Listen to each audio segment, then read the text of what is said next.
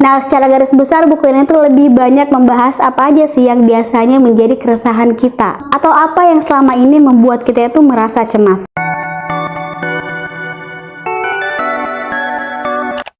Hello Besties, welcome back to my channel. Halo semuanya, apa kabar? Aku harap kalian dalam keadaan happy and healthy. Seperti yang kalian lihat di judul, kembali lagi aku akan mengulas salah satu buku yang bergenre non-fiction. Dan ini tuh bener-bener salah satu buku yang bisa mengubah perspektif aku dan bener-bener menjawab tentang apa yang menjadi permasalahan aku di kehidupan ini. Tapi sebelum kita ke videonya, jangan lupa untuk follow aku di Instagram @fatimuin, karena di sana aku ngupload konten yang gak aku upload di sini. Pastikan kalian duduk manis, siapkan cemilan dan air putih. So without any further ado, mari kita langsung ke videonya. Yap, seperti yang kalian lihat di video kali ini, aku bakalan mengulas buku yang berjudul Jawaban Atas Kecemasanmu. Buku ini ditulis oleh Gil Baewo, salah satu penulis dari Korea, dan buku ini sudah diterjemahkan oleh penerbit Haru. Nah, pertama-tama seperti biasa aku bakalan menunjukkan ke kalian bagaimana covernya.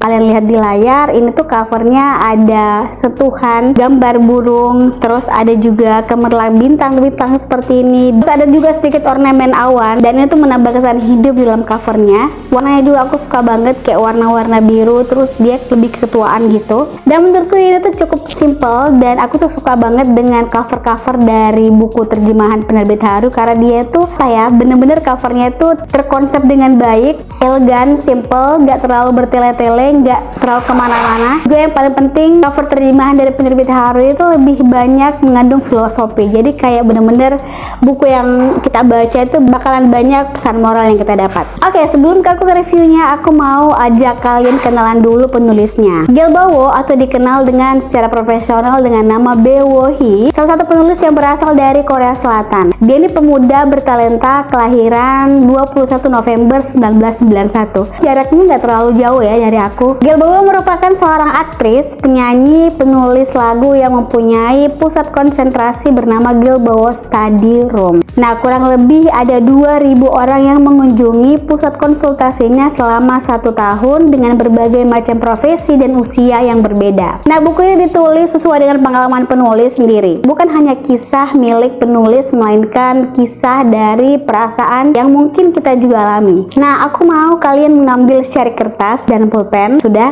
lalu kalian tuliskan apa aja yang menjadi keresahan kalian selama ini, baik itu percintaan, keluarga, pekerjaan, ataupun tentang masa depan. Kalian bisa tulis. Jadi permasalahan-permasalahan kalian itu semuanya jawabannya ada di dalam buku ini. Jadi buku ini itu akan menemani kamu untuk mencari tahu apa jawaban atas kecemasan kamu. Buku ini terdiri dari 3 bab, yang beberapa di babnya itu punya beberapa subbab. Nah, secara garis besar buku ini tuh lebih banyak membahas apa aja sih yang biasanya menjadi keresahan kita, atau apa yang selama ini membuat kita itu merasa cemas. Banyak terbukti bahwa yang biasa kita cemaskan itu tidak lain dan tidak bukan adalah tentang masa depan, karir, bahkan percintaan. Buku ini juga hadir sebagai jawaban untuk kecemasan yang kalian dan aku alami. Nah, menurutku buku ini tuh daging banget, karena buku ini tuh ngasih kita mindset yang berbeda. Mulai dari 3 kebiasaan yang harus kalian perbaiki, maka hal baik akan datang. Tidak hanya itu, Gil Baewo dalam buku ini memberikan kita pemahaman tentang kehidupan lebih berharga daripada omongan orang lain. Nah, di dalam buku ini tuh ada 3 insight yang aku dapatkan. Yang pertama, satu semangat akan menumbuhkan semangat lain. Tanamkan sedikit ketenangan di hatimu, dengan begitu ada ketenangan yang akan kamu rasakan di balik kecemasan, dan kamu akan menghadapi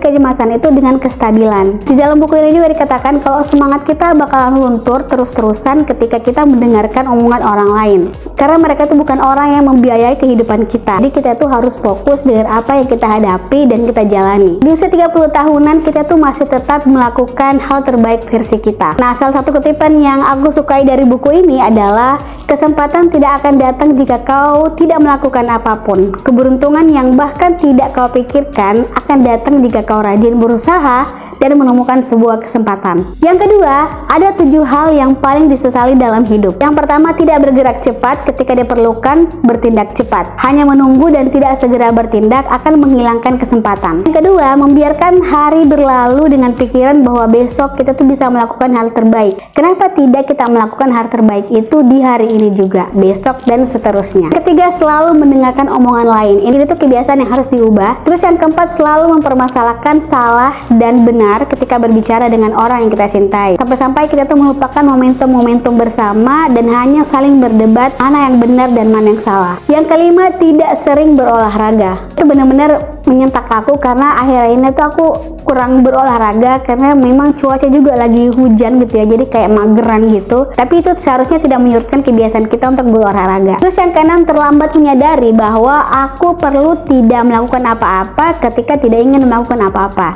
Jadi maksudnya ketika kamu tidak mau melakukan apa-apa, ya udah take a rest aja dan recover mental dan batin kamu, baru melakukan apa yang menjadi yang seharusnya kamu lakukan. Terus yang terakhir adalah membatasi diri. Jadi ini tuh maksudnya keluarlah dari zona nyaman dan temukan tantangan. Mungkin kebanyakan orang itu sulit ya keluar dari zona nyaman karena mereka itu tidak mau memikirkan kerugian dan tantangan. Jadi kayak udah aku berada di posisi ini udah enak gitu kan, udah nyaman, jadi kayak aku nggak mau melakukan hal-hal baru. Itu adalah hal yang perlu kita hindari. Nah, insight ketiga yang aku dapatkan dari buku ini yaitu di dalam sebuah hubungan saling jujur terus saling menghormati adalah hal yang terpenting. Buku ini memberikan kita pandangan bahwa ada beberapa hal yang dinilai dari seseorang, yaitu kepribadian, ketulusan, dan sikap mengendalikan diri. Nah, sebuah hubungan juga bisa menjadi kesemasan kita. Ketika kita memutuskan untuk berpisah dengan pasangan, mungkin kamu harus ingat 3 hal ini. Yang pertama, cobalah lakukan yang terbaik. Dengan begini kamu mungkin bisa memperbaiki hubungan kamu dengan pasangan.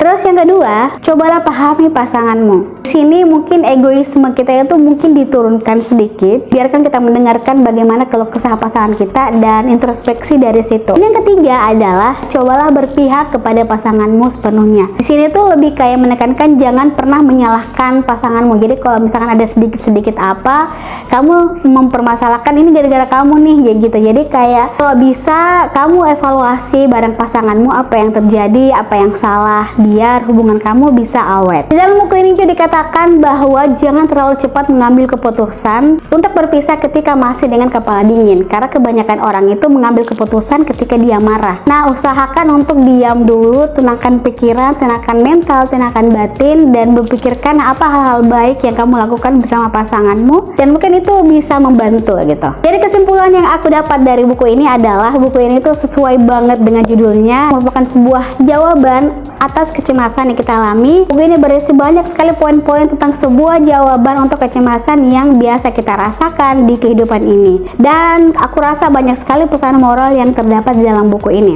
Menurutku tutur kalimat yang dinarasikan juga sangat luas dan mudah dimengerti, meskipun ini non-fiction ya, sehingga kita tuh bisa langsung benar-benar paham dengan poin yang disampaikan oleh penulis. Nah, buku ini juga cocok banget buat kamu baca oleh siapa saja, semua kalangan, remaja, orang dewasa, cowok, cewek, tua, muda, dan buku ini juga cocok banget buat kamu yang sudah menikah. Gimana nih pendapat kalian tentang buku tadi? Aku sih suka banget ya, dan banyak sekali insight yang aku dapatkan. Kalau kalian sudah baca buku ini dan bagaimana pendapat kalian, kasih tahu aku di kolom komentar ya.